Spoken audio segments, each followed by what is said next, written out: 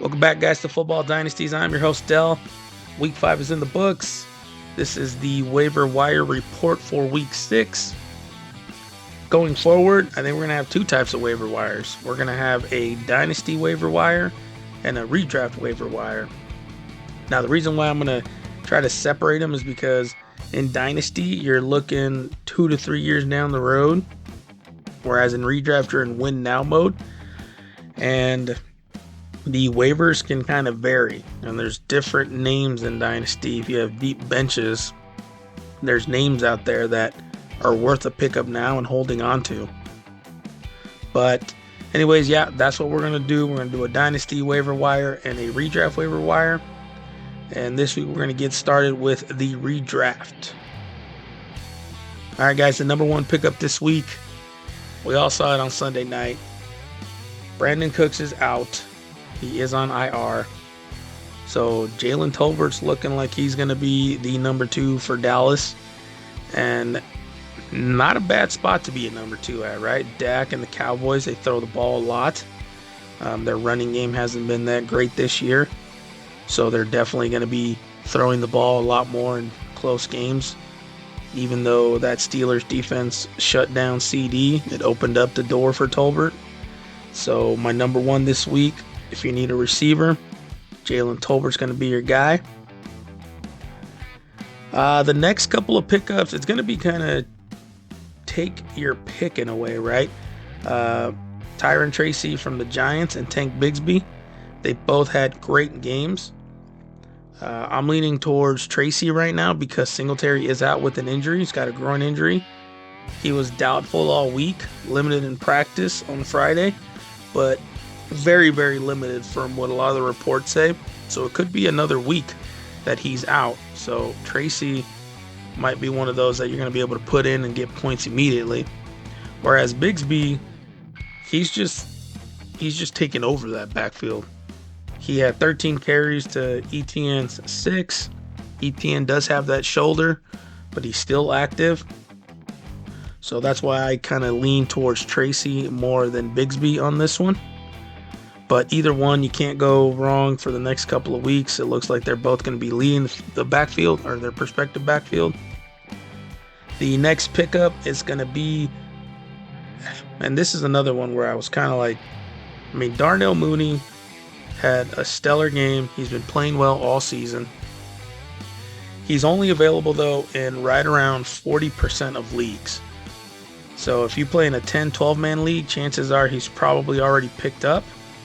But if he's not, then you can make the case that Darnell should probably be your number 1 priority this week. So I got Darnell right there sliding in at 4. Now my 5th position, I kind of bounced back and forth on it. And then especially after the Monday Night Football game where Juju decided to go Steelers Juju and get 130 yards all of a sudden, right? And he had that touchdown drop or pass breakup, however we want to call it, but he was there for the TD. But 130 yards, that's no joke. Rashee Rice is out. Now that we know for sure he will be out for an extended period, I think Juju's going to slide in as the number 2. Xavier Worthy's being used kind of like the gadget guy, getting used in the motion and the end arounds a lot. And Juju's just kind of lining up as the 1 at the top of the screen there. So I think he's just going to keep getting that opportunity. Travis Kelce, for sure, is probably going to be the number 1 target for Kansas City. But we all saw how the beginning of the season when Rice was dominating, Kelce wasn't getting those numbers. But if Juju can keep producing the way he just produced on Monday night, he's definitely worth the pickup. My last redraft pickup is probably going to be Josh Downs, Colts. My only problem with Josh Downs is if Flacco's not playing. Because when Anthony Richardson was playing, he wasn't looking towards Downs a whole lot in the first couple of weeks. Flacco is making this kid, he's getting 33% of the target share, which is insane. Coming out of the slot. Last week we all saw at the end of the game, Flacco praised Josh Downs for his route running ability. So Josh Downs is another one of those guys you want to keep an eye on if you're in need of a receiver. Deeper leagues again. A couple of mentions I just wanted to say. If you got Michael Wilson out there in your free agency pool, he's definitely one that you'd want to grab. Marvin Harrison, he doesn't have the connection we want with Kyler at the start of the season thus far.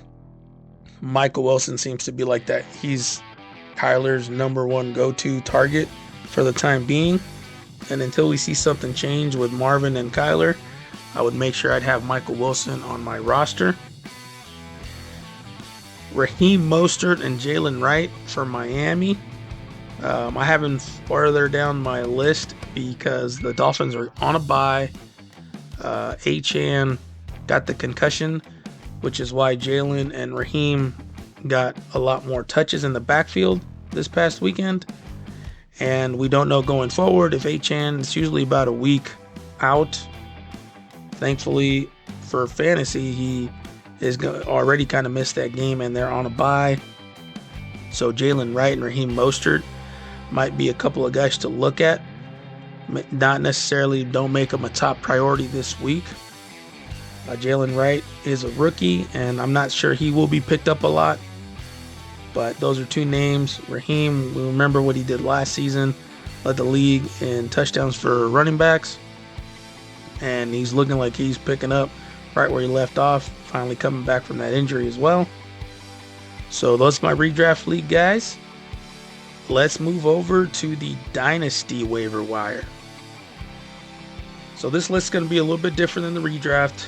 We're not including guys like Juju on this list. We're not going to include Josh Downs, Michael Wilson. Chances are those guys are already rostered, especially those of you that play with deep benches. So we're going to focus solely more on kind of guys that are going under the radar that are worth a pickup now because they're going to help you in the future. I believe that for sure. The number one for Dynasty target, it's going to be tough to get him now because his value is so high, but just keep an eye out for a low week for this guy, and that is going to be Tank Bigsby. I know, right? What a surprise. Tank is available in about 40% of Dynasty leagues. I couldn't believe that when I saw that number this morning on Fantasy Pros, PFF. If you can get Tank Bigsby, put him on your roster, please. ETN, that injury, once again, shoulder. We don't know how long that's going to be, but my number one target for Dynasty this week is going to be Tank Bigsby. My number two target for Dynasty is going to be Alec Pierce. He was rostered in about 36% of leagues, so that means he's probably available.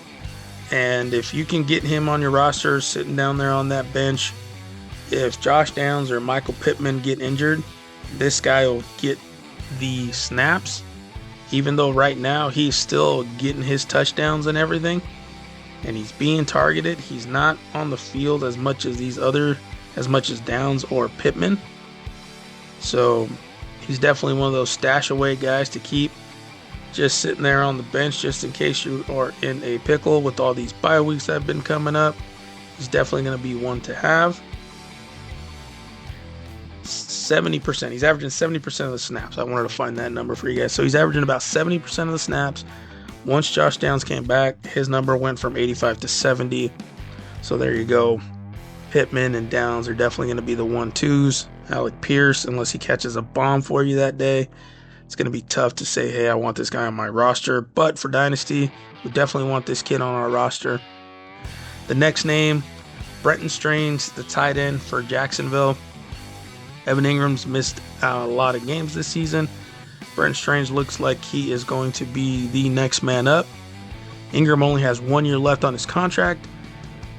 Strange is going into his second year, and we all know tight ends usually take 2 to 3 seasons. So this is a perfect spot if you need a backup tight end. This is going to be maybe a name for you to keep your eye on. He's available in over 65% of sleeper leagues in Dynasty formats. Ingram will be out. He'll be playing with him one more season. Then it's looking like it's going to be his tight end position to fill. So if you can, Brenton Strange, that's a good name if you're in need of backup tight ends. The next name is going to be Dyami Brown from the Washington Commanders. A lot of you may not know his name if you're not watching Commanders games. So Dyami, he's basically the number 2 now. He is averaging 60% of snaps now. They're moving him in and out of the slot. He's moving around in motion. Jaden Daniels is a beast. We know that. And he is going to get these guys the football from what we've seen already. And Dyami is out there. He's second in team in routes ran. He's second in team right now he's second on the team in fade routes as well. So he's definitely getting out there, and they want him to go deep. And if you haven't seen him, go look a little bit of his highlights. Dyami Brown from the Commanders. He has solidified himself as the number 2 for the squad. And they got a couple more years left on his contract, so he's going to be sticking around for a while. The next name on my list, believe it or not, it's going to be old Danny Dimes. For fantasy purposes, I got him in a trade before the season started, and we called it the Walmart stack because I got Malik Neighbors, and I wanted to get Danny Dimes as well. And I was made fun of because I believed in him. And now I am in week 5, and I am more than happy that I have Daniel Jones as one of my quarterbacks. The guy is averaging over 25 fantasy points. And that's awesome, right? Especially in deep 10, 12-man leagues. If you have a quarterback super flex leagues especially, that's one of the guys you might want to target. I saw this morning, I kind of scrolled through. In super flex leagues for a sleeper, he is available in about 39% of leagues. So if you need a quarterback, Danny Dimes, he's going to be your guy. Okay, guys, well, that was our waiver wire report for week 6, Dynasty Redraft Edition. Any comments down below? If there's any players you want me to look at, let me know down there in the comments. Like, follow, subscribe. Any feedback is welcome. It's going to help us out, make the channel better, make this podcast better. I appreciate you guys listening, and we'll see you in a couple days for our week 5 review. Catch you guys later.